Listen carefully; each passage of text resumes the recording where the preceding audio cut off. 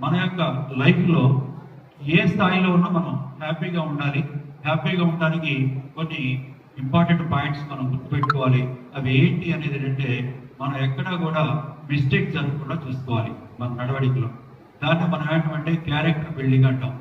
మన క్యారెక్టర్ మనం డిజైన్ చేసుకోవాలి. ఇక్కడ ఎవరిని చూస్తూ మనము డిజైన్ చేసుకోవద్దు.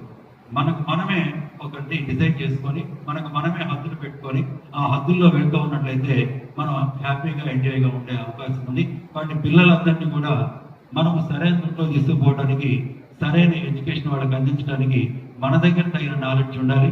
అందుకని నా యొక్క రిక్వెస్ట్ అండ్ అడ్వైజ్ ఏంటంటే, కంపల్సరీ మనం బుక్స్ చదువుకోవాలి. డిఫరెంట్ టైప్స్ ఆఫ్ బుక్స్ చదవాలి. మనకు అందుబాటులో ఏ బుక్ దొరికితే ఆ బుక్ని మనం చదవాలి. మనకి నాలెడ్జ్ అనేది బుక్ ద్వారా పెరుగుతుంది. కాబట్టి బుక్ రీడింగ్ అనేది కంపల్సరీ అలవాటు చేసుకోండి. ఇప్పుడు దాకా మీకు ఉంటే మంచిదే. ఒకవేళ బుక్ నాలెడ్జ్ లేకపోతే, చదవటం మీకు అలవాటు లేకపోతే, ఇప్పటి నుంచైనా మీకు నచ్చిన పుస్తకాలు ఏవైతే ఉంటాయో అందుబాటులో వాటిని చదువుకోండి. మీకు ఒకవేళ బుక్స్ ఏం చదవాలన్నా కూడా తెలియకపోతే సజెస్ట్ చేయగలను నేను కొన్ని బుక్స్. ఈ బుక్స్ అయితే బాగుంటుందని చెప్పి అవి మనకి కొత్త ప్రపంచాన్ని చూపిస్తాయి. బుక్స్ మనం ఉన్న ప్రపంచం కంటే డిఫరెంట్ ప్రపంచాన్ని మనం చూడాలంటే బుక్స్ రీడింగ్ అనేది కంపల్సరీ అవసరం. కాబట్టి మనందరం కూడా చదువుకున్న వాళ్ళమే కాబట్టి బుక్ రీడింగ్ అనేది ఒక హ్యాబిట్గా మార్చుకోండి. ప్రతిరోజు ఖచ్చితంగా ఒక పేజీ అన్నా సరే ఆ బుక్లో చదివి పడుకోవడం అనేది మనం అలవాటుగా చేసుకోవాలి.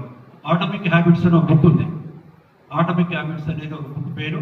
అంటే చిన్న చిన్న అలవాట్లే పెద్ద పెద్ద మార్పులు తీసుకొస్తాయి. ఆ చిన్న చిన్న అలవాట్లు మనం చేసుకోవడానికి ప్రయత్నం చేయాలి.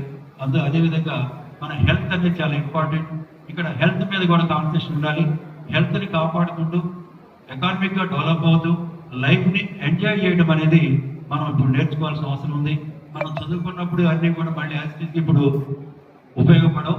కొన్ని మారుతూ ఉంటాయి. మారిన వాటిని మనం అడాప్ట్ చేసుకుంటూ ఉండాలి. ఏదేమైనా కానీ ఒక మంచి ఆపర్చునిటీని ఇక్కడ ఏర్పాటు చేశారు. ఈ ఆపర్చునిటీని కంటిన్యూషన్ చేయడానికి నా యొక్క సలహా ఏంటంటే, ఎవరైతే మీ బ్యాచ్మేట్స్ ఉన్నారో, ఎలా అయితే మీరందరూ గ్యాదర్ అయ్యారో వాళ్ళందరితో ఒక గ్రూప్ ఏర్పాటు చేయండి. వాట్సాప్ గ్రూప్ ఏర్పాటు చేయండి. ఏదన్నా అకేషన్స్ ఉన్నప్పుడు అందరికీ ఆ ఇన్ఫర్మేషన్ పాస్ చేసుకోవడానికి ఆ గ్రూప్స్ ఉపయోగపడతాయి. ఆ టెక్నాలజీని మనం ఈ విధంగా ఒకరికొకరు డెవలప్ కావడానికి, ఐడియాస్ ఎక్స్చేంజ్ చేసుకోవడానికి, లేదా లైఫ్లో ముందుకు వెళ్ళడానికి ఈ టెక్నాలజీని మనందరం కూడా కోఆపరేషన్తోనే ఉండే విధంగా వాటిని ఉపయోగించుకోవడానికి ప్రయత్నం చేయాలని నా యొక్క చిన్న సూచన.